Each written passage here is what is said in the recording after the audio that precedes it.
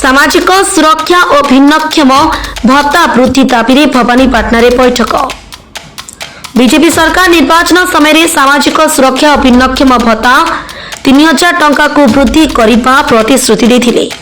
तापर सरकार गठनर प्रथम बजेट रे 80% रु ऊर्ध्व बार्धक्य एवं 80% ऊर्ध्व भिन्नक्षम मानकु भत्ता 3500 टंका प्रदान करने पे घोषणा करथिले।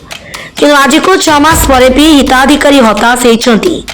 तेणु आज भवानीपाटना म्युनिसिपालिटी वार्ड नंबर 3 रो 100 ऊर्ध्व भत्ता हिताधिकारी को नहीं रामनगर पड़ा स्थित विशाल नर्सरी कलिठारे मुई कलाहांडिया पर कलाहांडी संगठन तरफ एक बैठक हो जाइछि। यदि सरकार इंग्राजी नववर्ष 2025 भितर भत्ता 3000 रु 3500 टंका घोषणा न करती तेरे आगामी दिन में तीव्र आंदोलन हेबा पई संगठन तरफ सजबाज हेउछि बोली संगठक लक्ष्मी नारायण पंडा कहिसंती।